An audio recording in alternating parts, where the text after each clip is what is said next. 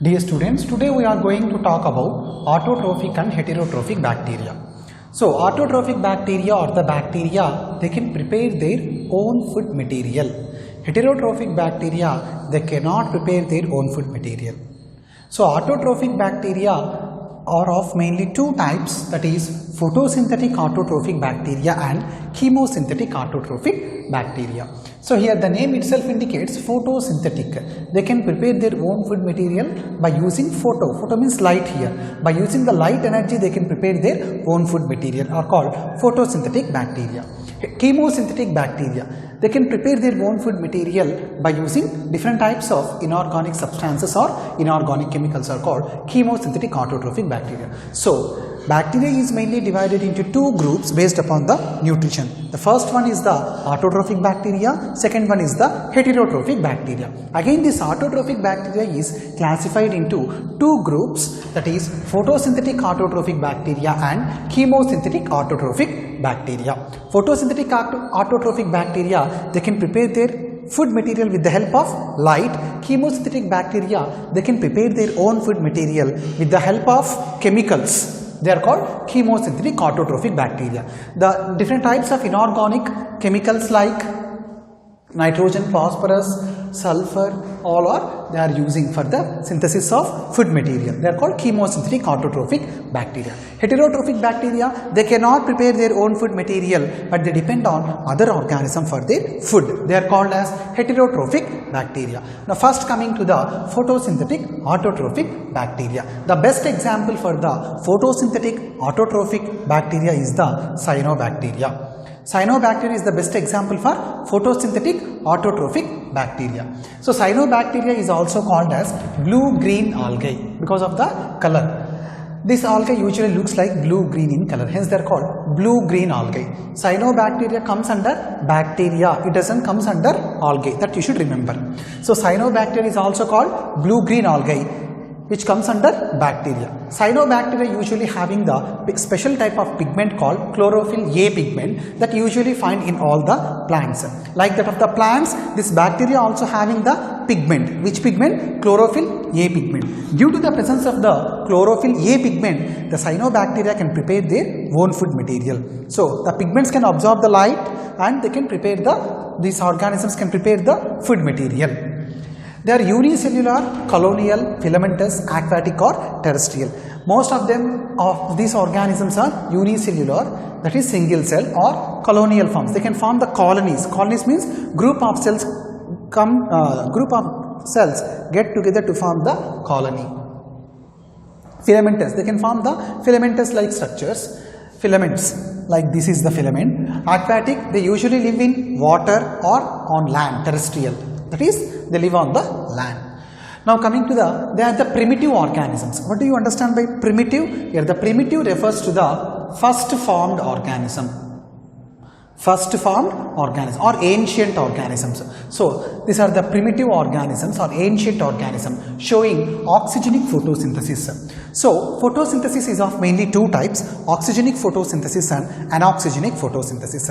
In case of oxygenic photosynthesis, during the process of photosynthesis, oxygen is released. In anoxygenic photosynthesis, it is also a photosynthetic process where organisms can prepare their own food material, but oxygen cannot be released. So cyanobacteria is the best example for the oxygenic photosynthesis, which means during the process of photosynthesis they can release the oxygen like that of the plants. So the process of photosynthesis that takes place in the plants is also oxygenic photosynthesis, which means oxygen should be released during the process of photosynthesis. Anoxygenic photosynthesis means the organisms can use the sunlight for the preparation of food material, but oxygen cannot be released. Some other compounds will be released. Hydrogen sulfide, which undergoes the hydrogen sulfide is the chemical which is present in which can be utilized by the purple sulfur bacteria and green sulfur bacteria and release the sulfur. So here photosynthesis is of two types, oxygenic photosynthesis and anoxygenic photosynthesis. In case of oxygenic photosynthesis, oxygen is released. In anoxygenic photosynthesis, oxygen cannot be released. Anyway, cyanobacteria belongs to the oxygenic photosynthesis. Now coming to the cell structure, what is the cell components or the things which are present in the cyanobacteria. Usually it is a prokaryotic organism and it is having the protoplasm. So, the semi-solid substance that is present inside the cell is called protoplasm. The protoplasm is usually divided into central colorless centroplasm and peripheral pigmented chromoplasm. This is the central. Here if you see, this is the cyanobacteria, the best example for the photosynthetic autotrophic bacteria. Here the protoplasm, the substance that is present inside the organism is called protoplasm. That protoplasm is divided into two types, that is central colorless centroplasm. At the central portion, colorless portion will be present at the center, that is called central colorless centroplasm, and peripheral pigmented chromoplasm. Here you can find the dots are present here and there inside the cell. Those dots represents the inside the cell. So that is called peripheral pigmented chromoplasm. Central means it is the protoplasm which is present at the center, colorless, it is not having any color, and centroplasm, the protoplasm that is present at the center, it is called centroplasm. Next, peripheral pigmented chromoplasm. So here if you take this cell, here you can find the pigments at the peripheral side. So that is peripheral pigmented, you can find the pigments at the peripheral side, and it is chromoplasm, it is colorful. Chromoplasm is colorful. So the cells are surrounded by gelatinous sheath. Filaments. So filaments are colonies. Cyanobacteria usually forms the filaments or colonies. This is the filament. It is surrounded by the gelatinous sheath. If you find here the dotted structure that is represented outside the filamentous structure is called gelatinous sheath. So cells or colonies or filaments surrounded by the gelatinous sheath. They can fix the atmospheric nitrogen in the specialized cells called heterocyst. If you keenly observe the structure of the cyanobacteria, that is nostoc, you can find the large cells here and there. These large cells here and there, those cells are called heterocysts. Very important for the NEET exam. So they fix atmospheric nitrogen in the heterocyst. So cyanobacteria can fix the atmospheric nitrogen in the specialized cells called heterocysts. They form blooms in the polluted water, and they form harmagonia or thick-walled akinets during asexual reproduction. They can form the algal bloom. Blooms means group of cells in the, and they can emit light, little bit light. So they form blooms in the polluted water. They form harmagonia or thick-walled akinets during asexual reproduction. So asexual reproduction is a process that occurs in most of the organisms during unfavorable conditions. So during unfavorable conditions, what happens? Akinets are formed. Akinets are the cells, they are not the spores. Important for the bit objective. So they form harmagonia or thick-walled akinets. Akinets are the cells, they are not the spores. It is these akinets are formed during asexual reproduction. Flagella is absent in vegetative or reproductive phases. If you keenly observe this structure, you cannot find any flagella. So flagella is absent in the vegetative or reproductive phases. Red color of the Red Sea is due to presence of the special type of cyanobacterium called Trichodesmium erythraeum. So Trichodesmium erythraeum is one of the blue-green algae which is found in the Red Sea. That's why the red color of the Red Sea is due to the presence of Trichodesmium erythraeum. The best examples for the photosynthetic autotrophic bacteria are Microcystis, Anabaena, Nostoc, Azolla. These are some of the examples of the cyanobacteria. That is photosynthetic autotrophic bacteria. So the best example for the oxygenic photosynthesis is cyanobacteria. For anaxygenic photosynthesis, green sulfur bacteria and purple sulfur bacteria are the examples of anoxygenic photosynthesis. So oxygenic photosynthesis you can find only in case of cyanobacteria. Next, coming to the chemosynthetic autotrophic bacteria. Here the name itself indicates, here they cannot use the light for the preparation of their food materials. So they can prepare their own food material. How? By using the chemicals. What chemicals? Inorganic substances or inorganic chemicals. That's why these bacteria are called chemosynthetic autotrophic bacteria. So they oxidize inorganic substances such as nitrites, nitrates, ammonia and use the released energy for ATP synthesis. ATP is nothing but adenosine triphosphate. What is the main function of the ATP? ATP is the energy rich molecule. So, in chemosynthetic bacteria, what they did? They can oxidize the inorganic substances. During the oxidation, what happens? So, this is the best example for the exergonic reaction. During endergonic reaction, energy is absorbed. In case of exergonic reaction, energy is released. So, when these chemosynthetic bacteria, they can oxidize or use the inorganic substances such as nitrites, nitrates, ammonia. When they are utilizing these nitrites and ammonia, when they are oxidizing these nitrites and ammonia, they can release the energy. That energy can be utilized for the synthesis of ATP. They help in recycling the nutrients like nitrogen, phosphorus, sulfur and iron. They also help in recycling the nutrients. Examples of the chemosynthetic bacteria are desulfovibrio nitrifying bacteria, sulfur oxidizing bacteria are the examples of the chemosynthetic autotrophic bacteria. So, this is about autotrophic bacteria, photosynthetic autotrophic and chemosynthetic autotrophic bacteria completed. Now, coming to the heterotrophic bacteria. Here the name itself indicates heterotrophs. They cannot prepare their own food material. They depend on other organisms for their food. They are called as heterotrophic bacteria. So mostly they are saprophytes or decomposers. What are saprophytes? The organisms which depend on dead and decaying matter are called saprophytes. They can take the food from the dead and decaying matter are called saprophytes. Decomposers means they can decompose or degrade the organic material. Mostly they are saprophytes or decomposers. Heterotrophs are saprophytes or decomposers.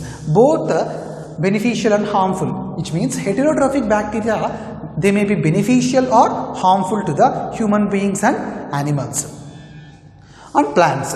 So these bacteria may be beneficial or harmful. Now we are going to discuss the beneficial activities of the heterotrophic bacteria. So these are the beneficial activities of the heterotrophic bacteria. Curd formation, antibiotic production, nitrogen fixation in legumes are the beneficial activities done by the bacteria. Curd formation, conversion of milk into curd takes place by the bacteria, that is lactobacillus. Lactobacillus is the bacteria which converts the milk into curd. So, curd formation, antibiotic production. So, bacillus is the bacterium which is used for the production of antibiotic, that is bacitrine. So, best example, antibiotics. They also help in antibiotic production. Next, nitrogen fixation in the legumes. In the Fabaceae family, you can find the legumes in the roots. So, some of the bacteria can be residing in the legumes and they can fix the atmospheric nitrogen and it will give to the plants. The plants in turn provide food and shelter to the bacteria. Hence, they are called nitrogen fixing bacteria. So, curd formation, antibiotic production, nitrogen fixation in legumes are the beneficial activities of some of the beneficial activities of the bacteria. Now, coming to the harmful activities of the bacteria. Some of the bacteria also causes diseases in human beings, plants and animals. If you are going to see here some of the diseases, cholera, tetanus, typhoid and citrus canker. Here cholera. Cholera is mainly caused by the bacteria, that is Vibrio cholera. Vibrio is the comma shaped bacteria that we already discussed. So cholera is caused by Vibrio cholera. Tetanus. Tetanus is caused by a bacterium called Clostridium tetani. This is the anaerobic bacteria. They do not require oxygen for their growth. Clostridium tetani is the best example for the anaerobic bacteria. So, tetanus is caused by Clostridium tetani. Cholera is caused by Vibrio cholera. Typhoid. Typhoid is also a fever. You know that it is caused by a bacterium called Salmonella typhi. Next, coming to the citrus canker. Citrus canker is one of the disease that is caused in the citrus plants like lemon, oranges and all. Here you can find the spots and on the leaves. So, citrus canker is mainly caused by the Xanthomonas citri. So, these are some of the diseases caused by the bacteria. Now, reproduction. How the bacteria can reproduce. So, reproduction mainly caused by most of the bacteria. Mainly, the reproduction usually takes place by the fission. Fission means one bacteria can be divided into two. For example, this is the bacteria that undergoes division and produce the two cells like this.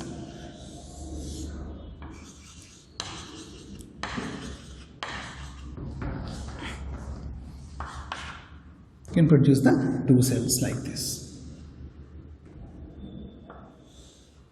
So the bacteria can reproduce by fission and they form the endospores. During unfavorable conditions, the bacteria can form the endospores, special type of spores called endospores.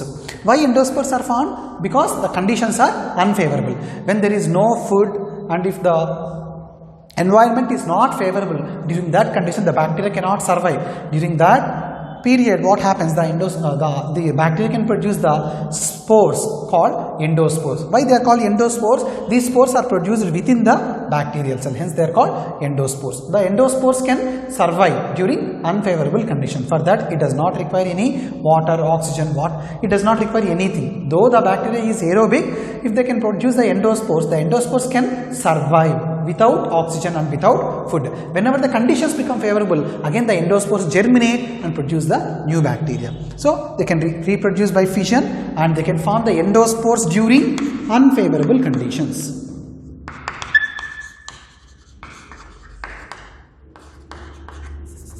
Unfavorable conditions. Bacteria also reproduce by sexual reproduction. Sexual reproduction in bacteria takes place by three methods that we are going to discuss in detail in the further classes. So sexual reproduction in the bacteria takes place by transformation, conjugation, transduction. Three methods. Sexual reproduction takes place by transformation, conjugation, transduction. Just remember these words. We are going to discuss this in detail in the second PU. So, sexual reproduction in bacteria takes place by three methods: transformation, conjugation, transduction. So, this is about bacteria. Next, coming to the mycoplasma and actinomycetes. That also comes under kingdom Monera.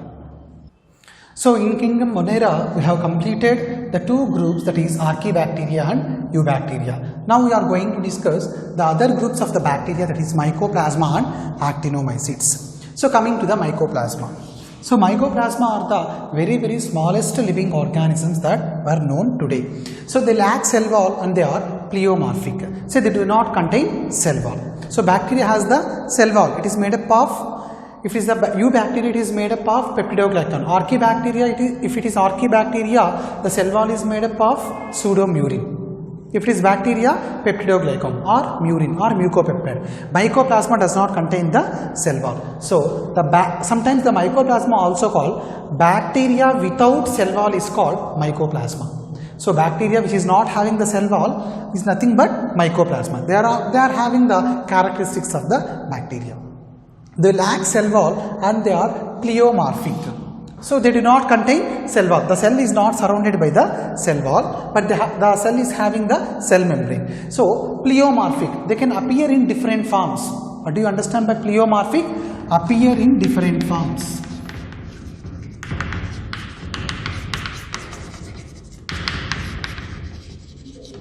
They are the smallest living cells known till today. These are the smallest living organisms. They can survive without oxygen. They do not require oxygen for their growth. So, they can usually live in the anaerobic conditions. They are previously called PPLO. PPLO means pleuropneumonia-like organisms. Pleuropneumonia-like organisms. So, previously Mycoplasma usually called pleuropneumonia-like organisms, PPLO. They cause diseases in plants, animals and human beings. Mycoplasma causes diseases in plants, animals and human beings. In the plants, it causes a disease called witch's broom. Witch's broom is a disease which is caused in the plants. The plant becomes the broom-like structure. So, that is why it is called witch's broom. In animals, especially in the cattle, causes a disease called pleuropneumonia. Causes pneumonia in the cattle. That is called pleuropneumonia. Why it is called pleuropneumonia? This pneumonia is caused by pleuropneumonia-like organisms. That is why it is called pleuropneumonia.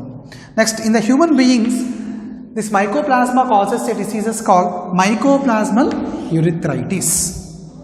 So, it is related with the urinary infection. So, in humans it causes a disease called mycoplasmal urethritis. So, this is about mycoplasma. So, mycoplasma does not contain the cell wall. They are pleomorphic, which means appear in different forms. They are also called pleuropneumonia-like organisms previously. Now, these organisms are called mycoplasma. They can survive without oxygen. They are the smallest living cells known till today. They causes diseases in plants, animals and human beings. In plants causes a disease called witch's broom. In animals, pleuropneumonia, that is in cattle.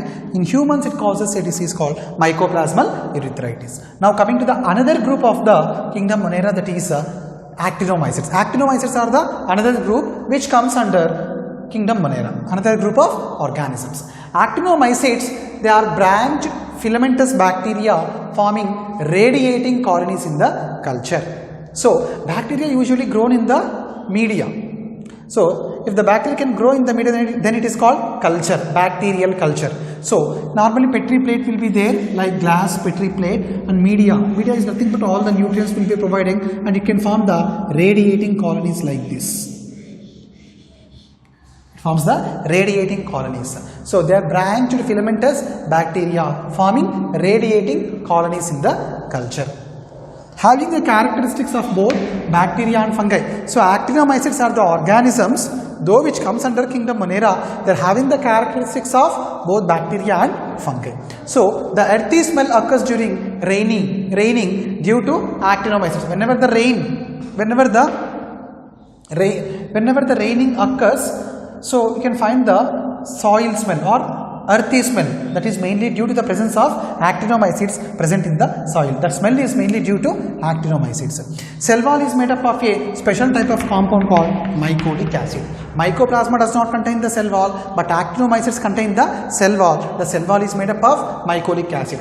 Please don't confuse mycoplasma. So, mycoplasma does not contain the mycolic acid. Please don't be confused.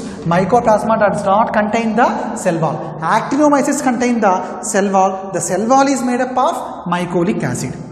Most of them are saprophytes and decomposers. You know, saprophytes are the organisms which usually depend on dead and decaying organic matter for their food, and they are decomposers. We already discussed. Mycobacterium, Corynebacterium are the best examples of the actinomycetes. Mycobacterium.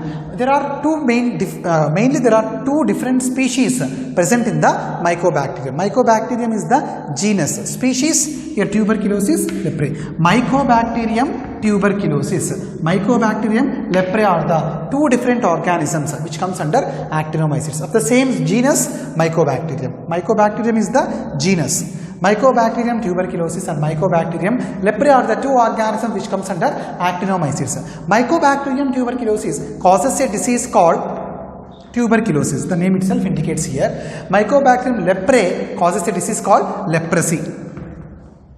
These are the microorganisms.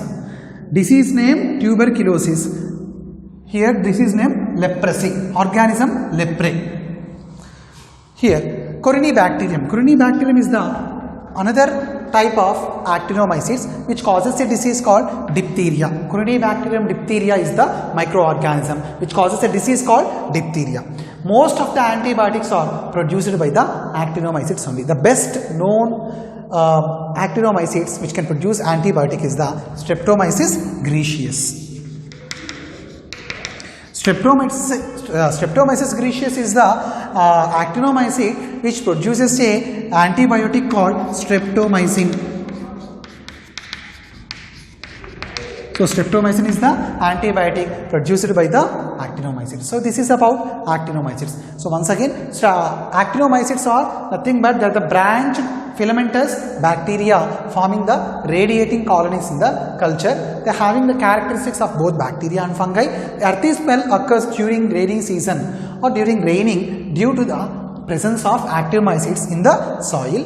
The cell wall is made up of mycolic acid. Most of them are saprophytes and decomposers. And Mycobacterium leprae, Mycobacterium tuberculosis, Corynebacterium diphtheria are the best examples of the actinomycetes which causes diseases And some of the actinomycetes are also used for the production of antibiotics. The best example is streptomyces. So even actinomyces has the both beneficial and harmful activities. What is the beneficial activity? By using the actinomyces, it is possible to produce the antibiotic streptomycin. The same actinomyces like Mycobacterium, Corynebacterium causes diseases. So some of the actinomyces like Mycobacterium, Corynebacterium causes diseases in the human beings, and some actinomyces like Streptomyces graeus produces the antibiotic called streptomycin. So this is about Mycoplasma and actinomyces. So with that we completed the kingdom Monera. In the next session we are going to discuss kingdom Protista.